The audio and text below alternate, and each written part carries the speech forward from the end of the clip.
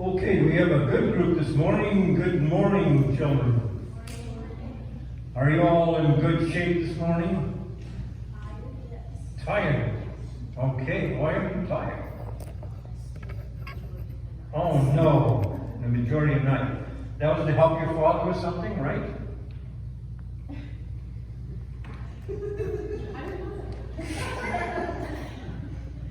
You wouldn't be fiddling me, would you? You stayed up all night to help your father, right? Oh, okay. Got a clarification.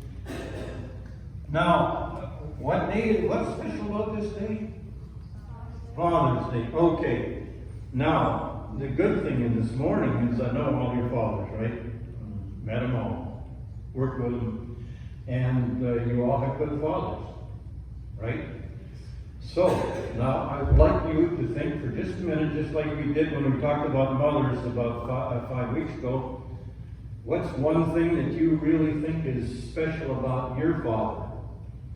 Something that you think is really good that he could pass down to you and that you would be like to like him in some way. Good, you want to start out, okay. He lets you catch stuff. You caught a turquoise last night, right? And you're a lizard hunter too. Okay. He builds stuff for you, right? Okay, that's right. But he let the possum get the chickens. Or was that your fault? Thank you. Yeah, those opossums are lousy things. Okay. Hardworking. Okay. Sense of humor. He's a sense of humor, huh? Yeah, he's got a couple of girls. He'd have to have a sense of humor, right? Always helping out. He helps the church a lot too, doesn't he? Yours is responsible. He certainly is. He really takes good care of you guys, doesn't he? Never gives up. And that's one of your characteristics too, though. You don't give up. He's a nurse practitioner, which means what? And he helps people every day. And he's in the emergency room. He takes care of people that have serious things happen to them. You don't have to say, they know what a nurse practitioner is. It's a great occupation and one that's very, very important. Okay. Why don't you just all stand up and give your parents a word or a applause, okay? Stand up and give them applause for what they do.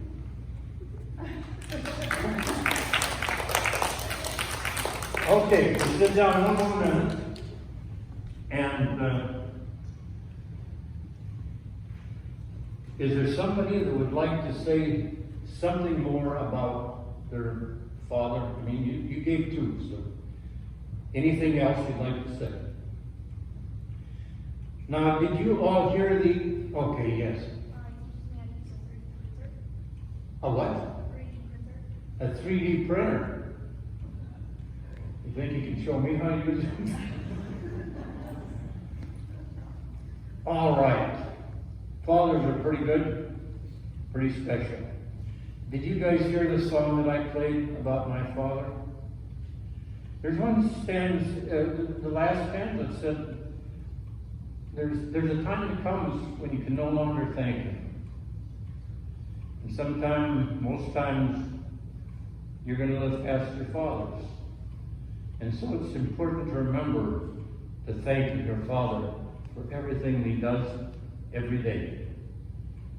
Don't let the sun go down without thanking your mother and your father for what they do, because someday you want to be able to thank them.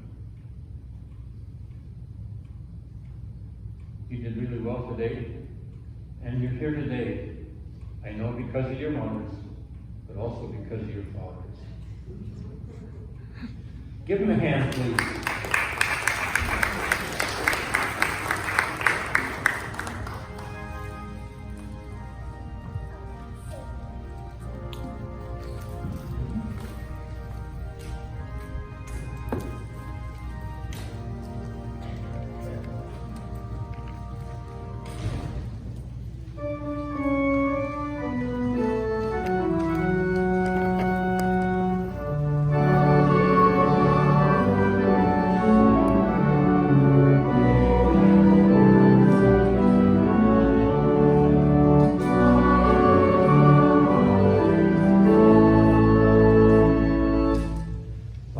Gospel written in the 4th chapter of St. Mark, beginning at the 35th verse.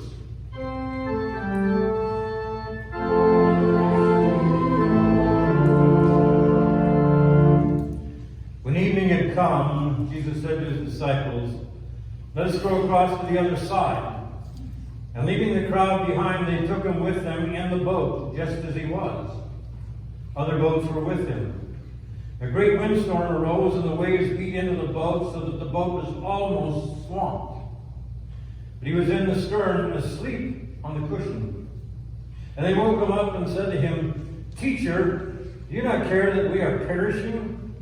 He woke up and rebuked the wind and said to it, "Peace, be still." And then the wind ceased, and there was a dead calm. He said to them, "Why are you afraid? Have you no faith?" And they were filled with great awe, and they said to one another, "Who then is this that even the wind and the sea obey him?" Here ends the gospel for the day.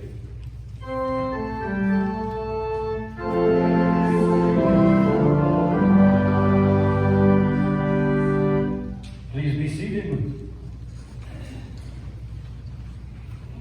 Every week, I try to impress upon you that the gospel is always relevant to what's going on today. And I start the week knowing what the text is going to be and look for things to support it. Well, this week, I received on Monday the current issue of Consumers Reports. Anybody take Consumers Reports? You know what it is, right? It's a magazine that rates products. But the lead story this week was what to do to keep safe in a storm. How to keep safe in all storms. And I had the magazine, I was going to bring it over and just flash it up. But that's the lead story, and lo and behold, the gospel today is how to stay safe in a storm. However, they are different kinds of storms, and the way to deal with them is entirely different.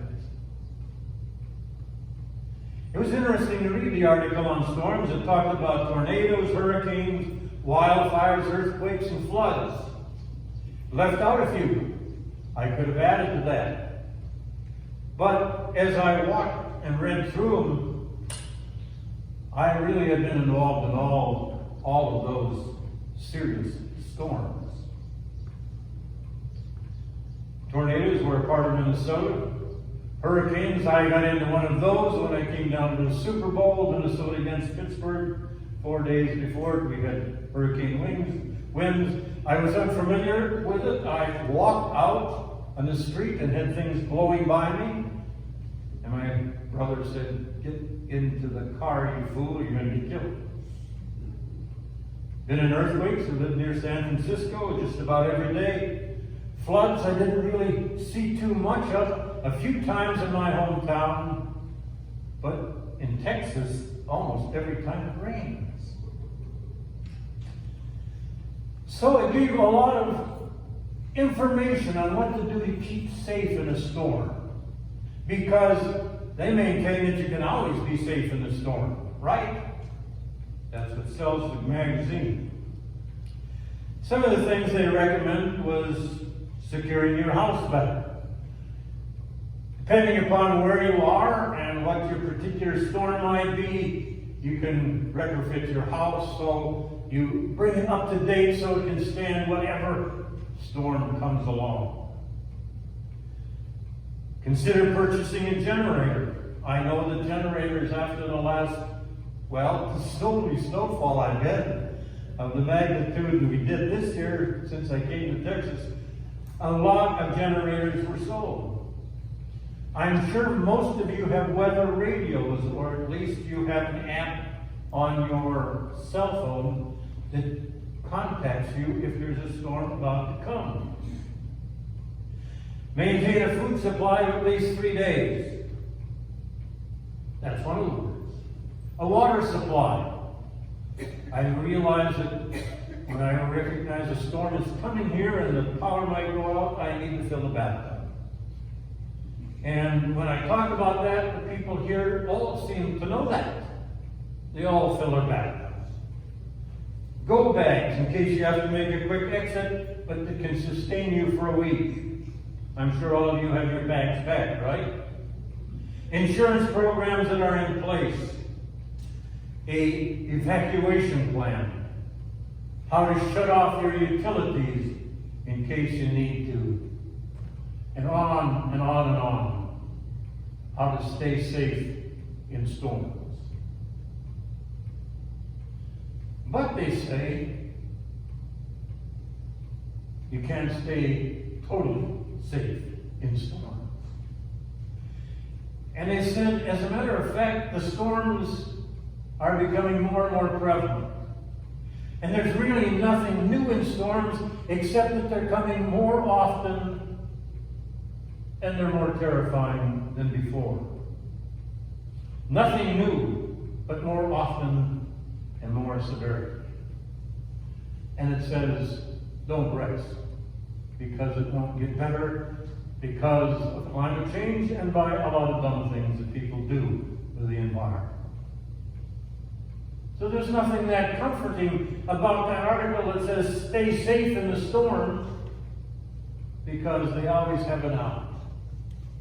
You might not escape the real severity of the storm. I don't know how many of you have been terrified by a storm. I know what the disciples were talking about in our gospel text, because that's one of the times I got really scared when my father took me out for a long boat ride on Whitefish Lake near Brainerd, Minnesota, and a storm came up. And we thought we were going to be submerged. At least I did. That was my first real fear in a storm. And my real brush with death as far as a storm is concerned was not even covered by Consumer's Report. Evidently, the person who wrote the article never lived in the north, because there are such a thing as snowstorms on a regular basis.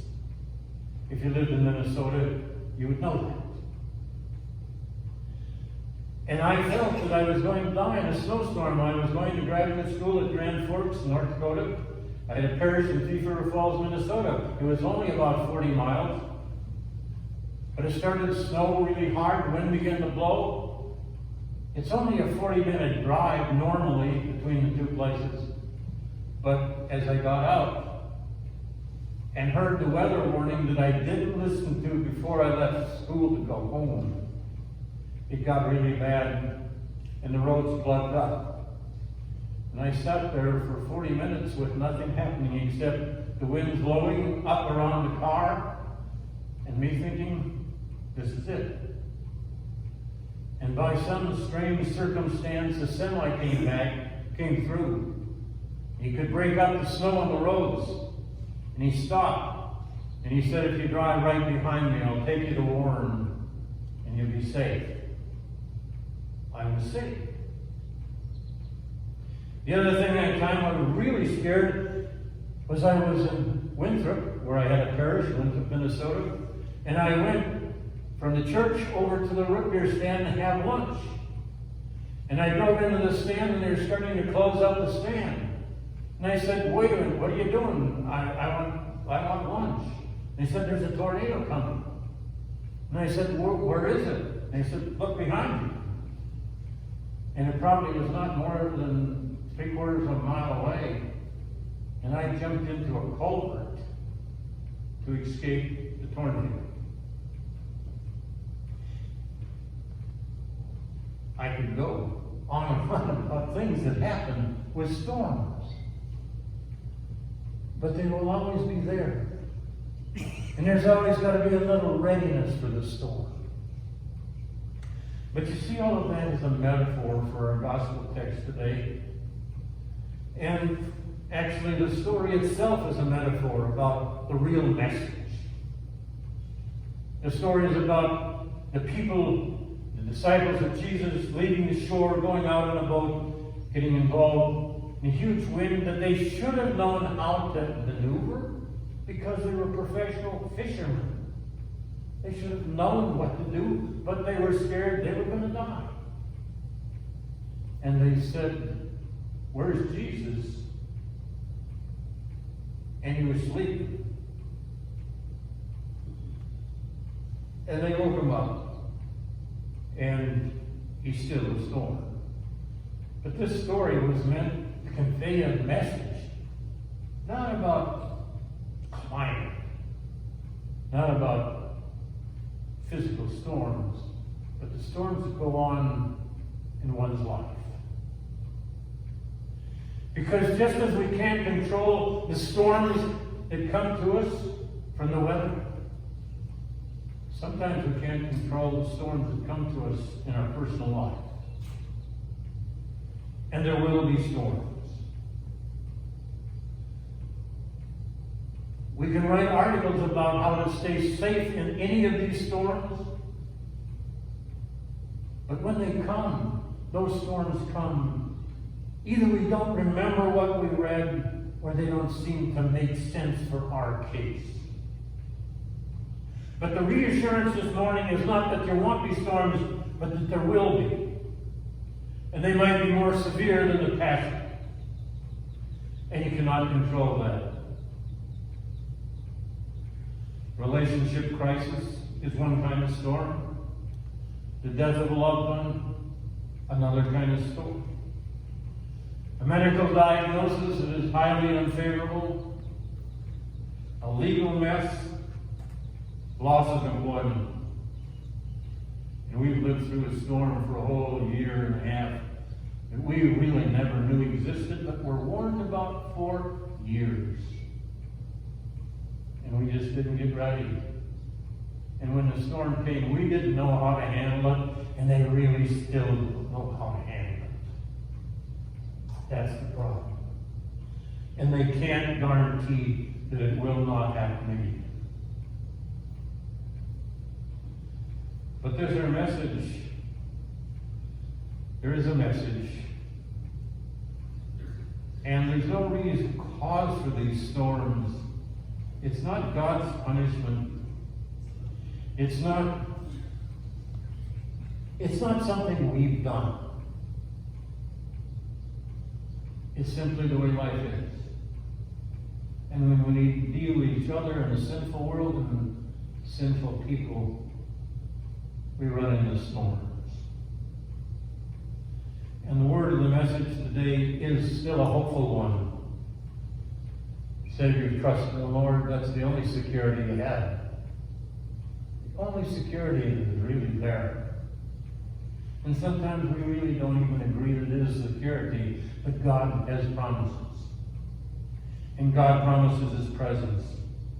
And He promises the gift of salvation.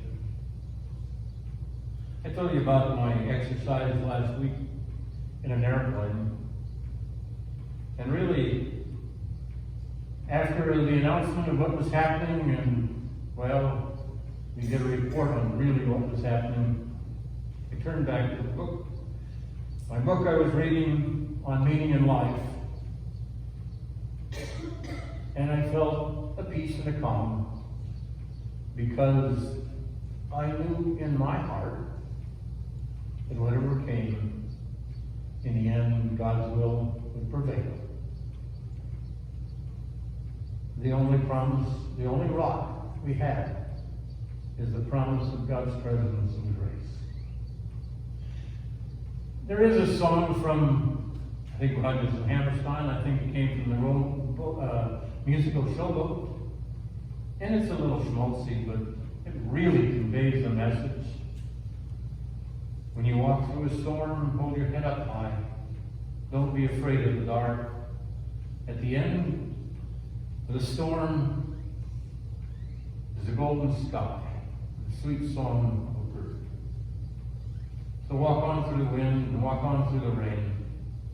Though your dreams be tossed and churned, walk on with hope in your heart. You'll never walk alone. That's the message. There will be storms. It's not because of you, it's because of a world that's imperfect. But you have the promises, and you have the presence of God Almighty. And you'll never walk alone. Amen.